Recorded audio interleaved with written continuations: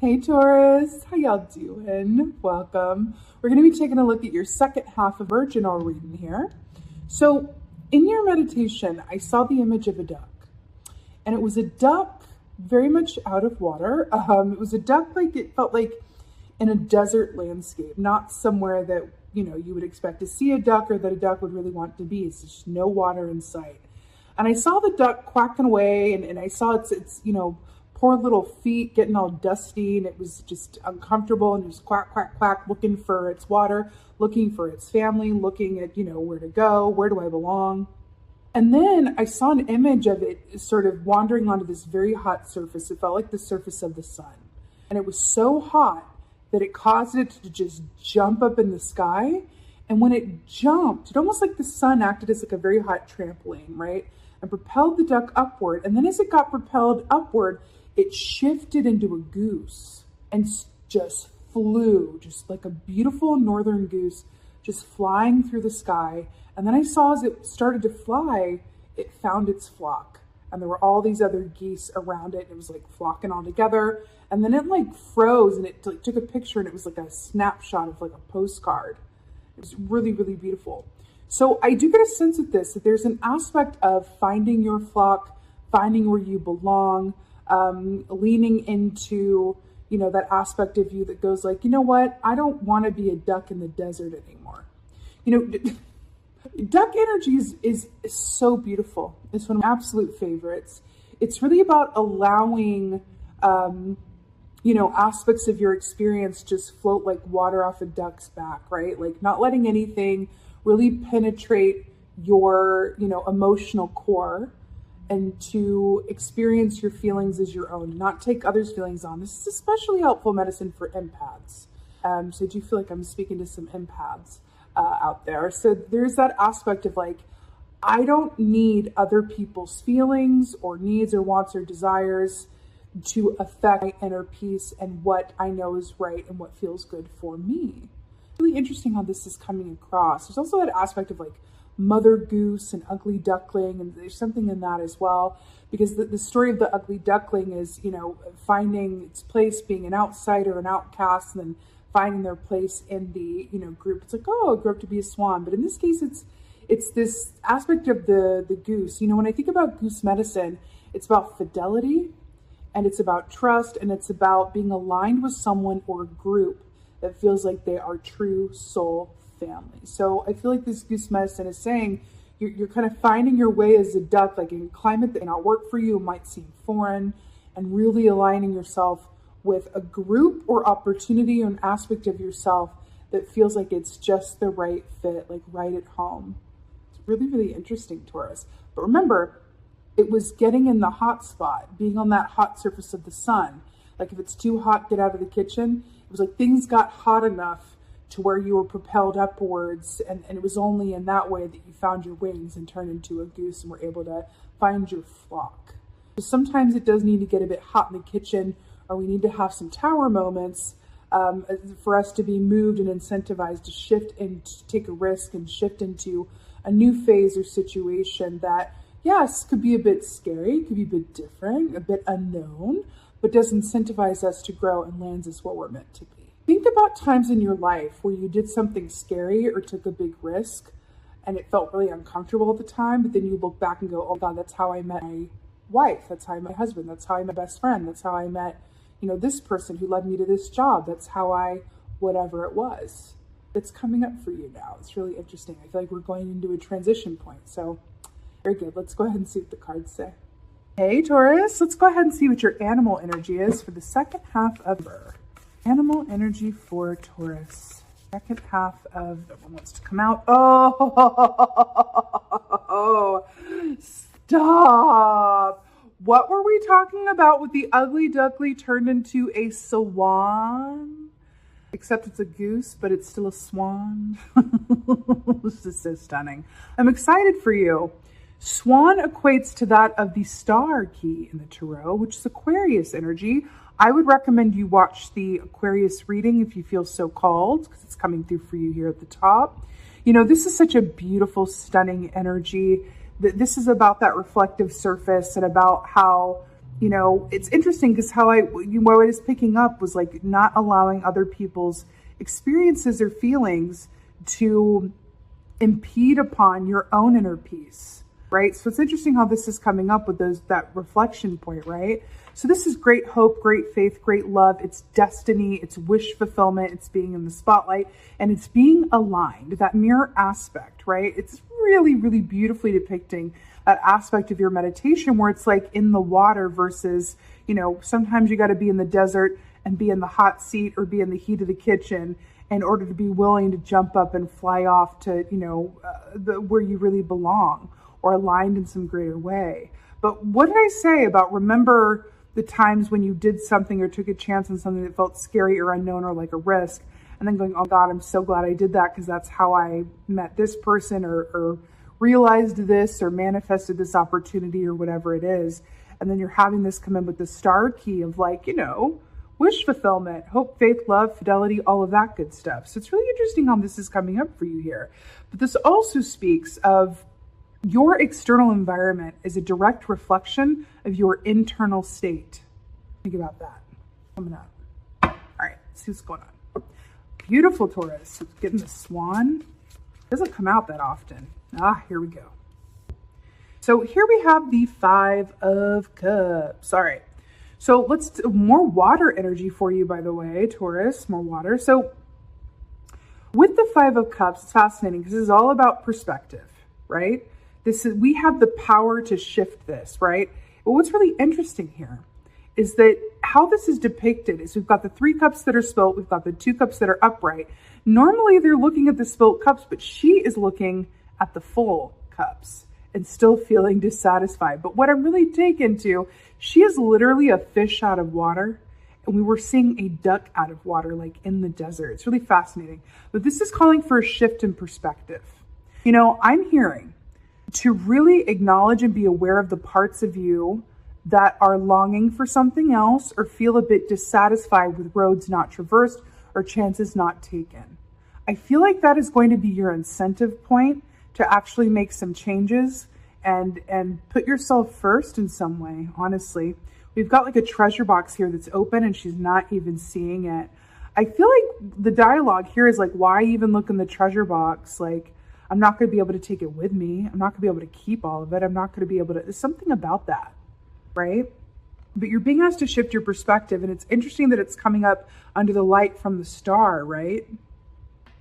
You know, I keep thinking about how that duck had to go stand on a very hot surface in order to find its wings and turn into a goose. There's something, sometimes we really need to fully be dissatisfied with something in order for it to reroute us and incentivize us to make some changes, right? It's interesting how that's coming forward.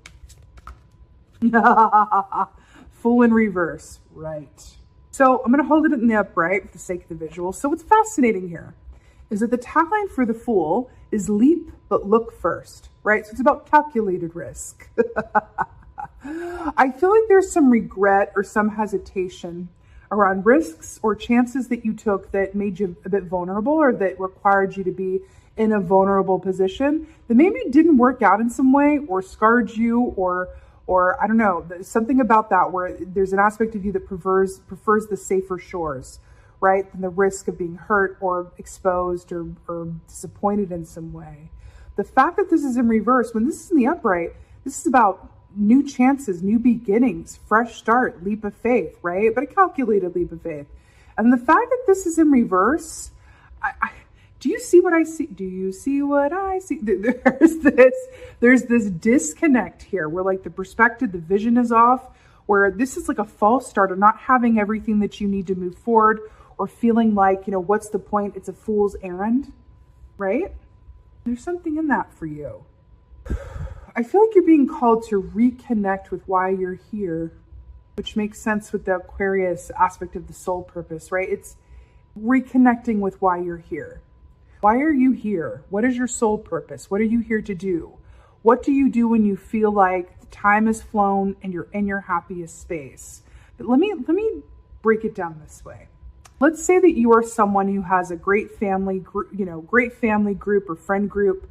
You feel like you're part of your tribe, for example. you feel like you're happy enough, but there's this other part of you that goes, but I never took that chance on that business, or I never gave that opportunity everything I could, or maybe I never gave that relationship all that I could, right? Or maybe I didn't believe in myself, or it wasn't practical, or something about that. But you're really being asked to look at the part of you that has flipped the full aspect of yourself upside down, right? There's something about that. I feel like it's related to this, like the duck, the swan, the goose, that aspect of going from one incarnation into a better, improved version of yourself, right? It's going from being on the hot plate to flight. There's something in that. It's keeping you, it's like the vision is limited or obstructed in some way, right? And you're being, with this star energy, it's like, look within you. Your outer landscape is a reflection of your inner state, right? I will say, this does feel like a quick, I don't want to say a quick fix, but it feels like something that can be shifted. Can be well shifted, can be, shifted in a way that is pronounced and almost impressive, I want to say. But the full in reverse, that's a blocked energy. It's blocked the parts of you that, have the energy or effort or faith with which to take a leap of faith, start something new, or move ahead around something that, if you're honest with yourself, is really important to you. And with the star key, connected to your soul purpose. If something's connected to your soul purpose, it will never go away. Meaning, you could be years old going, you know what? I don't know how much time left I have on this earth, but I always wanted to be a writer, and I'm just going to do it. I'm going to do it. And then you write a book at age that ends up being like a bestseller, and then you die. You know what I mean? It's like if something is truly in your soul purpose, it's never going to leave you alone. You can put it off to the side. You can, delegate it for other things. You can, try to, ignore it, whatever have you, but it will never leave you alone. Just think about it. It's a trope for a reason. How many times have we seen the trope of like the older woman archetype who's like, hi, I could have been a dancer. You know what I mean? I could have been a dancer. It's that kind of aspect. It's that coming through for you. You have an opportunity right now to shift that, right? Better now than later. 9 of Swords, Taurus. I done said though. Sleepless nights, Taurus. Feeling anxious, are we? With the 9 of Swords, this really is like, when I said it won't leave you alone, and then we have the lady who literally can't sleep. She's literally sleeping under all of these swords, waiting for one of them to come crashing down on her. This is kind of that anxiety that keeps you up at night, and it just won't leave you alone. So it's interesting that it's coming up in this way. I'm also really drawn, I don't know if you can see this. Can you see that? Little vampire marks on her neck. What I'm taking from that is vampires are known to be immortal, except for what? When they're in the sun, in the light of day. What does that tell us? In the meditation, we saw the duck on that sun, right? Being launched up into the sky. Bring the stuff into the light, bring it out into the open, because this stuff is going to come through in your dream time, in your subconscious. It's not going to leave you alone. So it's really about being honest about what this is. And I feel like the key for you, if you're listening to this or watching this, as it were, and you're going, yeah, I do feel like I'm not connected to soul purpose, but I'm not exactly sure what it is. Or I do feel disconnected from the part of me that believes that anything is possible, like that fool energy, like that duck energy, but I don't know how to realign it. Pay attention to your dreams. That's what it is. Pay attention to your dreams. Also, you're moving into Sagittarius season here. We're all moving into Sagittarius season, which is the season of harmony, balance, alignment, and spiritual source, meaning you have the ability to connect with this part of yourself that is trying to get your attention and longing for more, right? Something in that. But there's a shift that wants to happen, and I feel like with this too, it's going to be something that once you realize what it is, or you bring it out into the bright light of day, suddenly it loses all of its power or hold on you, and you're able to really work with it in a new way and get your wings and end up with your flock where you belong. Whether this is for your work, your soul purpose dream job, your community, your family, love, whatever this is. But Another way to bring it out into the light of day is this is when dreams or your subconscious, giving you messages that go into your consciousness so you wake up, you remember, right? But there's another aspect of this as well with the vampire, bringing it out into the light. Talk therapy, talk to others, talk to yourself, journal, bring it up. This is not something to be ignored or, put off until later. Okay. This is something where the timing is important because Aquarius energy also speaks of divine timing. So it could be that there's an opportunity that wants to come through for you, or a person that you're meant to meet, or something that spirit wants to align you with in favor of you living out your soul purpose. But you can only be aligned with that if you bring it out into the light of day and acknowledge that something is missing. Okay? Something's missing, like John Mayer says. Something's missing. But I don't know what it is. Let's get some advice. Your advice is death? Scorpio energy. Letting things end so that new things can begin. Metamorphosis, transformation. Fascinating that this is your advice. Scorpio energy, Aquarius energy. These are your two energies. Maybe watch Aquarius and Scorpio videos. I do feel like they're really strong here. This is your advice. This is saying be willing to let go of things that, want to die. Interesting with the vampire thing here as well. Like, let go of things that want to die. Let go of, any thoughts to the contrary of, I'm here to live my fullest and best life. Right? There's something about this. It's like, let it go. Let go of any preconceived notions of what is possible for you. Let that die in favor of transformation. Embrace change. Embrace what could be, but also death. Scorpio energy is about secrets, about privacy, about what's hidden. And then we're talking about bringing it out into the light. You might have to delve deep underneath the water like the swan in order to bring it up on the right side to the light of day where it's out in the open, okay? Let's get to an oracle. Get an oracle for Taurus. Oh my God. Can you even handle your double swan reality right now? I appreciate the beauty around me. Grace, gratitude, swan, and throat chakra. Can you handle this? This is speaking directly to the Five of Cups. I appreciate the beauty around me, looking at the cups that are in the upright, looking at the fact that she's literally a fabulous mermaid and should be in that water, not on the shoreline, right? Grace, gratitude. Let me tell you something. When we have a Five of Cups situation, right?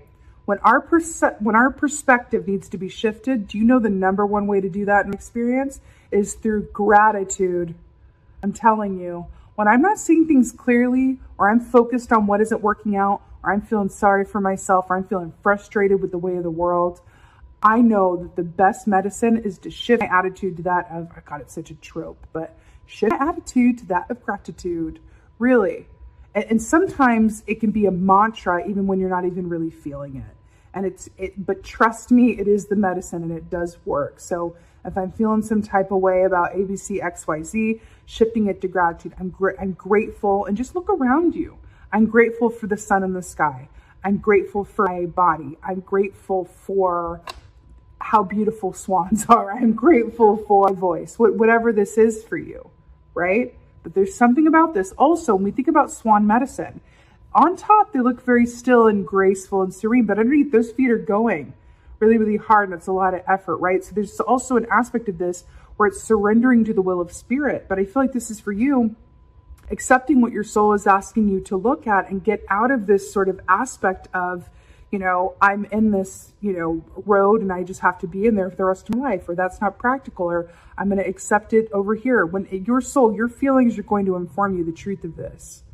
I appreciate the beauty around me, yes, but also appreciating the potential within you that is aligned to a soul purpose that hasn't quite been actualized as of yet, right? Remember how I said writing and talking and all of this, and it's throat chakra as well. This is really about voicing this stuff and bringing it into the light. I love that we saw the duck in the desert, which turned into the goose, and then we have the swan and the swan both in the water. Hydrate thyself, right? It's really beautiful, Taurus. It's really, really beautiful. So I so hope that this helped and resonated. If so, please let me know in the comments below. I love reading your comments. Also, a bit of drama going on with YouTube where they are unsubscribing people from the channel who are not interacting with the videos outside of just watching it. So if you like and if you comment on the video, that will ensure, fingers crossed, that you stay subscribed. So please like and comment if you'd like to stay subscribed. The link to join the waitlist for Be Your Own Intuitive membership course is in the description box below. That is now open. And then lastly, just thank you. Thank you so, so much for being here, my beautiful, beautiful, beautiful Taurians. And most of all, and as always, thank you for being you, and be well. Until next time.